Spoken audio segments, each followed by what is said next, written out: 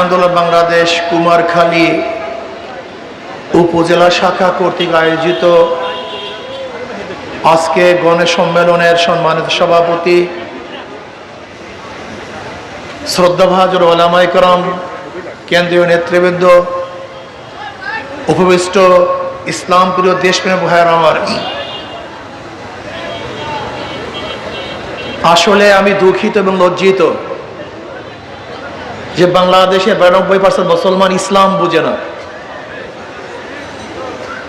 ইসলামকে চায় না, ইসলাম কি জিনিস জানে না।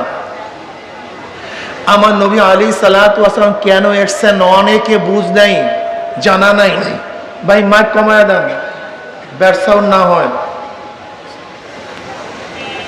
খাস করে আমি আজকে গরিব বন্ধুদেরকে বলবো, আমার গরিব বাবারা, আপনাদের মুক্তির জন্য জনাব মুহাম্মদ রাসূলুল্লাহ সাল্লাল্লাহু আলাইহি ওয়াসাল্লাম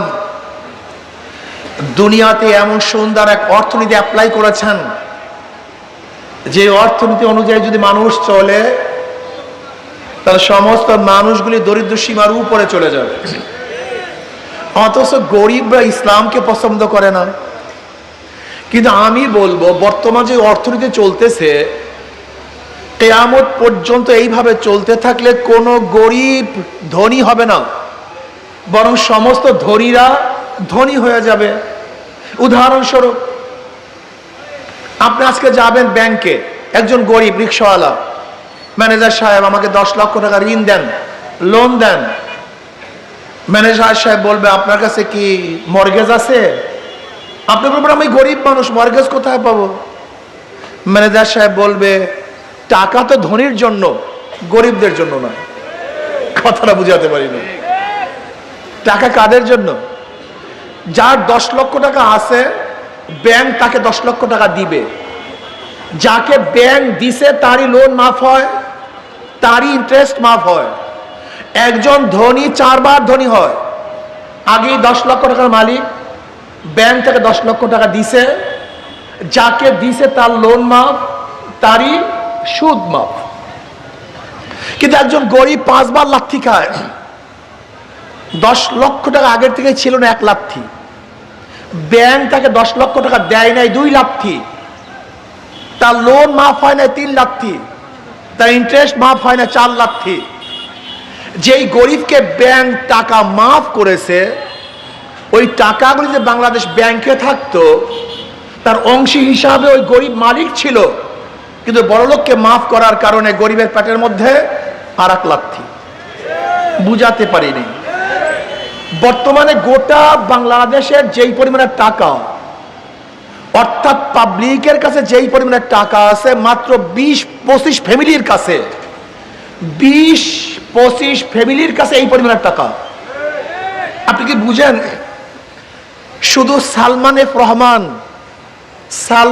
রহমান শেয়ার বাজার থেকে আত্মসাৎ করেছে 50,000 কোটি টাকা। 1-2 টাকা না। এই গরিবদের খবর নেই। আপনারা বলেন, এই অর্থনীতি চলতে থাকে কিয়ামত পর্যন্ত, একজন রিক্সাওয়ালা ঠেলাওয়ালা কোনোদিন ধনী হতে পারবে?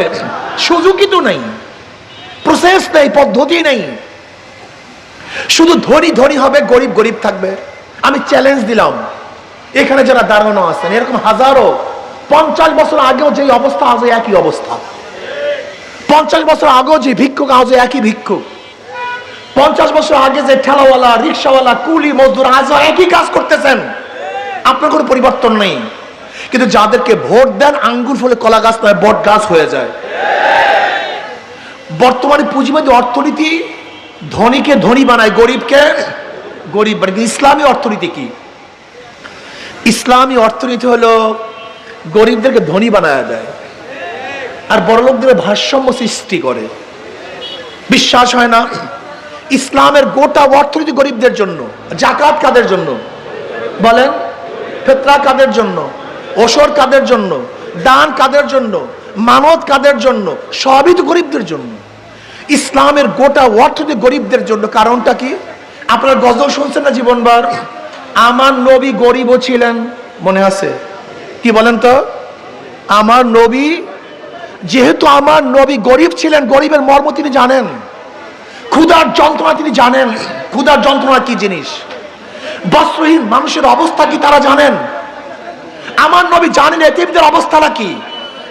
এর জন্য জনাব মুহাম্মদ রাসূলুল্লাহ সাল্লাল্লাহু আলাইহি ওয়াসাল্লাম গোটা অর্থনীতি গরিবদের জন্য, গোটা অর্থনীতি গরিবদের জন্য। আমি বিশ্বাস করি যদি ইসলামী অর্থনীতি অ্যাপ্লাই করা হয় তাহলে আগামী 5-10 বছর পরে বাংলাদেশের সমস্ত গরিবরা দরিদ্র সীমার উপরে চলে যাবে, সবাই দরিদ্র সীমার উপরে চলে যাবে। কিন্তু কি অবস্থা, আমাদের অবস্থাটা হলো এই, আমাদের গরিবরা ইসলাম বুঝে না। কেন বুঝে না? আমার দর্শন, আমাদের অনেক গরিব বাবারা হয়তো বা অনেক খারাপ কাজে লিপ্ত হয়ে গেছে, এর জন্য ওরা মনে করে ইসলাম ক্ষমতা আসে আমার খারাপ কাজের অবস্থাটা কি হবে। আপনি ভয় পাওয়ার কিছু নেই। একদিন এক গাঁজাওয়ালা, গাঁজাখোর আমাকে প্রশ্ন করতেছে যে হুজুর ইসলাম যদি ক্ষমতা আসে আমার গাঁজার অবস্থাটা কি হবে। বেটায় খুব চিন্তিত ইসলামের জাগরণ দেখে, আমার গাঁজার অবস্থাটা কি। আমি বললাম বাবা তুমি কি মসজিদে গিয়ে গাঁজা সেবন করতে পারো? বল না। আমি বলি কেন পারো না? কেন? বলে হুজুর পরিবেশ নেই। আমি বললাম দেখো ইসলাম ক্ষমতা আসলে গোটা বাংলাদেশটাই মসজিদের পরিবেশ হয়ে যাবে, তুমি গাঁজা সেবন করতে পারবে না, কোনো সমস্যা আছে? বলে হুজুর তা তো নেই। বিশ্বাস হয় না কথা, আপনাদের কথা বিশ্বাস হয়নি। এখানে যারা দাঁড়ানো আছেন এই পুরো এরিয়ার মধ্যে ধূমপান করেন একজনও নাই এখানে? কথা বলেন না কেন? তাই ধূমপান করছেন না কেন? কথা বলেন না।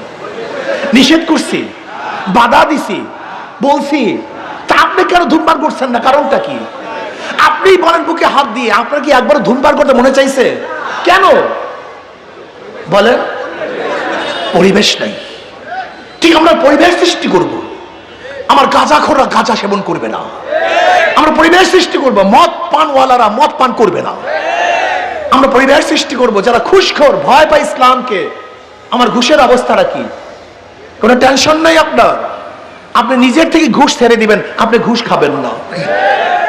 যারা চুরি করে ওরা চিন্তা করেন আমার চুরির অবস্থা কি, আপনি টেনশন করবেন না। আপনি চুরি করবেন কেন? আপনার চুরি করতে হবে কেন? ক্ষুধার জন্য? যদি বাংলাদেশের ইসলামিক কান্ট্রি কোন একজন গরিব ক্ষুধার্ত অবস্থায় থাকে তাহলে সেই অবস্থায় ওই প্রেসিডেন্ট সাহেব, প্রাইম মিনিস্টার সাহেব পেট ভরে খানা খেতে পারে না। ইসলামী নিয়ম, ইসলামের আইন। বাংলাদেশের জনগণ ক্ষুধার্ত থাকবে আর প্রধানমন্ত্রী প্রেসিডেন্ট পেট পুড়ে খানা খাবে, এটা ইসলামের নিয়ম না। বাংলাদেশের গরিবরা বস্ত্রহীন থাকবে আর প্রেসিডেন্ট সাহেব হাজারো বস্ত্র পরবে, ইসলামের নিয়ম না। বাংলাদেশের জনগণ খোলা আকাশের নিচে থাকবে আর প্রেসিডেন্ট সাহেব এসির মধ্যে থাকবে, এটা ইসলামের কানুন না। আপনি কি ভেবেছেন ইসলাম যদি ক্ষমতা আসে আপনার চুরি করতে হবে? কেন চুরি করতে হবে? আপনার ঘরে ঘরে আপনার টাকা পৌঁছে যাবে, আপনার প্রাপ্তি পৌঁছে যাবে, আপনি চুরি করবেন কেন? চুরি করার প্রয়োজন নেই।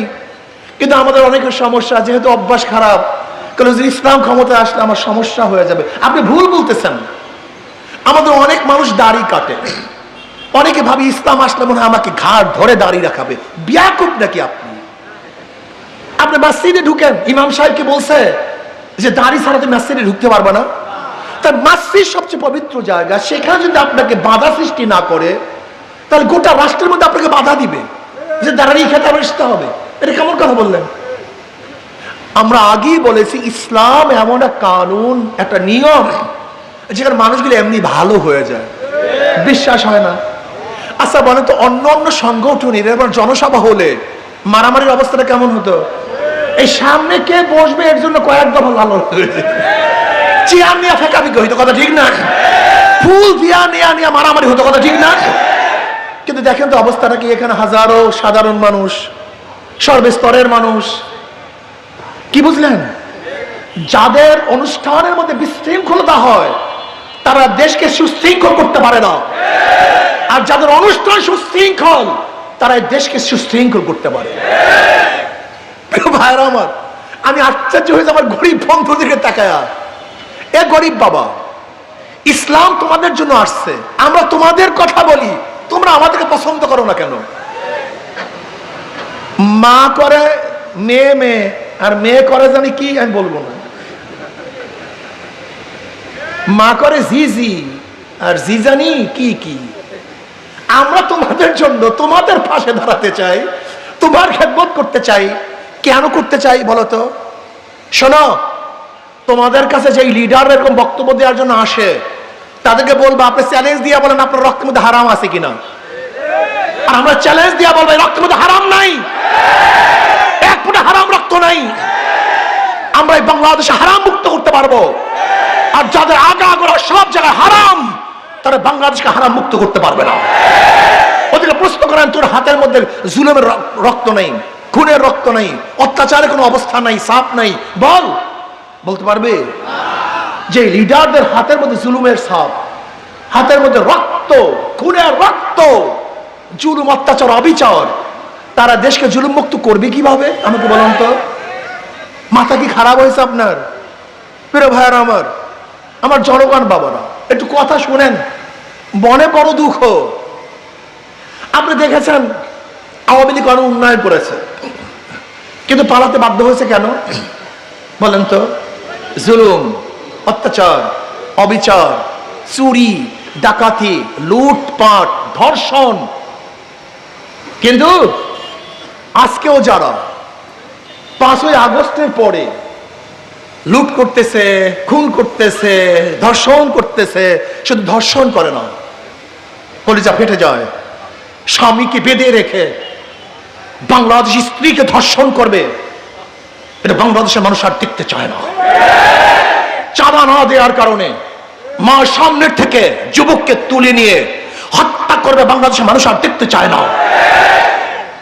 বাংলাদেশের মানুষ আর দেখতে চায় না অত্যাচার, অবিচার, দখলদারি, চাঁদাবাজি, লুট, তরাস, অন্যায়, অবিচার না। জুলাই আগস্টের আন্দোলন করেছিলাম, বৈষম্য বিরোধী আন্দোলন করেছিলাম, বাংলাদেশের মানুষ শান্তি পাবে, মুক্তি পাবে। আমার শ্রমিকরা অধিকারের জন্য আর আন্দোলন করবে না, আমার বিধবা মারা না খেয়ে থাকবে না, বাংলাদেশের একজন মানুষের বস্ত্রহীন থাকবে না, বাংলাদেশের একটা নাগরিক খোলা আকাশের নিচে আর ঘুমাবে না, আমার বাংলাদেশের কোন মানুষ আর চিন্তাই হবে না, অপহরণ হবে না, বাংলাদেশের একজন মানুষ বিনা অপরাধে জেলে ঢুকে ঢুকে মরবে না, বাংলাদেশের একজন মার বুক আর খালি হবে না, আমার বোন স্বামী হারার আর কান্না কাঁদবে না, আমার বাচ্চারা বাবার জন্য এতিম হিসাবে কাঁদবে না। বাংলাদেশ শান্তি থাকবে, মুক্তি থাকবে, স্বাধীনতা থাকবে, প্রত্যেক অধিকার বাস্তবায়ন হবে। এর জন্য আন্দোলন করেছিলাম, রক্ত দিয়েছিলাম, সামনের কাতার অগ্রসর হয়েছিলাম, নিজের বুককে বুলেটের সামনে পেতে দিয়েছিলাম। কিন্তু আজকে যারা চাঁদাবাজি করবে, লুটপাট করবে, জুলুম করবে, অত্যাচার করবে, বিচার করবে, বাংলাদেশকে দখলদারি করার চেষ্টা করবে, বাংলাদেশের মানুষ ইনশাআল্লাহ অবশ্যই তাদের প্রত্যাখ্যান করবে। ওদের সব জায়গায় ধোঁকাবাজি, সব জায়গায় ধোঁকাবাজি। যারা নৌকা নির্বাচন করে নিজেরা নৌকা চালাতে পারে না, যারা ধানের শীষে নির্বাচন করে নিজেরা ধান কাটতে পারে না, যারা নাঙ্গলে নির্বাচন করে নিজেরা নাঙ্গল বইতে পারে না, যারা কুঠার নিয়ে নির্বাচন করে নিজেরা কাঠ কাটতে পারে না, যারা গরুর চাকা নির্বাচন করে গরুর গাড়ি চালাতে পারে না। নৌকা কাদের প্রতীক? গরিবদের। ধান কাটে কারা? কাদের প্রতীক? নাঙ্গল কাদের প্রতীক? কুঠার কাদের প্রতীক? প্রতীক নিছে গরিবদের, কিন্তু যারা নির্বাচন করে একজনও গরিব না। অবস্থা বুঝেন? মানে ধোকাটা কোন জায়গায়? নিচে প্রতীক গরিবদের, কিন্তু একজনও গরিব না, কেউ চালাতে পারে না।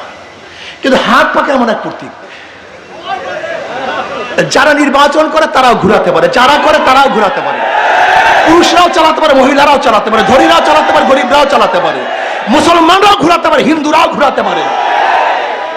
কেউ কার মার্কা বুকি নিয়ে ঘুমায় না, কেউ কার মার্কা বুকি নিয়ে ঘুমায় না, নাঙ্গল কেউ বুকি নিয়ে ঘুমায় না। হাত পাকা কথা বলেন না কেন? ধানের শীষ কেউ বুকি নিয়ে, নৌকা, কিন্তু হাত পাকা ঘুমের সময় বুকের মধ্যে থাকে। কারেন্ট ফেল করে, হাত পাকা ফেল করে না। হাত পাকা সবাইকে শান্তি প্রদান করে। আমি বিশ্বাস করি হাত পাকা সর্বজনীন মার্কা, হাত পাকা সবার মার্কা, সব গোত্রের, সব জাতির, সব ব্যক্তির মার্কা হাত পাকা। যদি হাত পাকা বিজয় হয়, ইনশাআল্লাহ এই জাতি বিজয় হবে। হাত পাকা বিজয় হয়ে দেশ বিজয় হবে, ইসলামী আন্দোলন বাংলাদেশ বিশ্বাস করে। এই যে দেখেন আমাদের আনোয়ার সাহেব, আল্লাহ কবুল করেন ওনাকে, থাকবেন ইনশাআল্লাহ সবাই। শোনেন, হাত পাখাকে ভয় করে কারা? হাত পাখাকে ভয় করে দিল্লি, হাত পাখাকে ভয় করে ভারত, হাত পাখাকে ভয় করে জালেম খুনিরা, ডাকাত বদমাশরা, যারা মনে করে আমাদের চাঁদাবাজি বন্ধ হয়ে যাবে, ডাকাতি নষ্ট হয়ে যাবে, গোলামি আর হবে না, ইনশাআল্লাহ ইনশাআল্লাহ বাংলাদেশ পরাশক্তি হবে। আজকে হোক কালকে হোক বাংলাদেশ পরাশক্তি হবে। এই খেটে খাওয়া মানুষগুলি নিজেদের মাথার ঘাম পায় ঝরানো টাকা দিয়ে আমরা বিমান কিনবো, রকেট কিনবো, আধুনিক অস্ত্র কিনবো, বাংলাদেশ গোটা দুনিয়ার মধ্যে পরাশক্তি হবে। কার মাথার নিচে, কার পায়ের নিচে বাংলাদেশের মানুষ মাথা রাখবে না ইনশাআল্লাহ। না, এই চিন্তা কার মধ্যে নেই, জীবন গোলামি, শুধু গোলামি। মাথা উঁচু করার চিন্তা কার মধ্যে নেই, শুধু গোলামি করার চিন্তা। কিন্তু এবার ইনশাআল্লাহ আমরা মাথা উঁচু করবো। কি রাজি আছেন ইনশাআল্লাহ আপনারা সবাই? কি টাকা দেবো না ইনশাআল্লাহ? আমরা সরকারি ফান্ডে, সরকার যদি আহ্বান করে আমরা এই অস্ত্র ক্রয় করব, আমরা এই আধুনিক ড্রোন ক্রয় করব, টাকা নাই, বাংলাদেশের মানুষ না খেয়ে সরকারি ফান্ডে টাকা প্রদান করবে, বাংলাদেশকে গোটা দুনিয়ার মধ্যে পরাশক্তি হিসেবে প্রমাণ করবে ইনশাআল্লাহ। কি রাজি আছেন ইনশাআল্লাহ? সব মার্কা দেখা শেষ, হাত পাখার বাংলাদেশ ইনশাআল্লাহ সব দেখেছি, এবার হাত পাকার রাজি আছেন ইনশাআল্লাহ? শোনেন, যাদেরকে পরীক্ষা করছেন আর পরীক্ষা করার দরকার নেই। আওয়ামী লীগকে বহুত পরীক্ষা করছেন, ফেল করে ভারতে বাক্স। এই বিএনপিকে বারবার পরীক্ষা করেছেন, আর পরীক্ষা নেওয়ার দরকার নেই। কিন্তু আমরা একবার পরীক্ষা দেইনি, একটাবার পরীক্ষা নেন না, একটাবার পরীক্ষা দেওয়ার সুযোগ দেন। যদি ভালো রেজাল্ট না করি আর দ্বিতীয়বার হলে ঢুকবো না, পরীক্ষা দেওয়ার জন্য আসবো না। একটাবার ইসলামকে সুযোগ দেন, ইসলামকে ক্ষমতায় নেন, বোঝার চেষ্টা করুন। যাদের কথা এবং কাজের মিল আছে তারা এই দেশকে শান্তি দিতে পারবে, আর যাদের কথায় কাজে মিল নাই তারা দেশকে শান্তি করতে পারবে না। কাজে আল্লাহ আমাদের সবাইকে, গরিব দুঃখী মেহনত মানুষ সবাইকে ঐক্যবদ্ধভাবে বাংলাদেশে কোরআন ও সুন্নাহর আইন বাস্তবায়নের মাধ্যমে এ দেশকে কল্যাণময় করুক, সবাইকে শান্তির ব্যবস্থা করুক, সবাইকে স্বাধীন করে দেব, প্রত্যেক অধিকারকে বাস্তবায়ন করার তৌফিক আল্লাহ আমাদের সবাইকে দান করুক। আল্লাহুম্মা আমিন।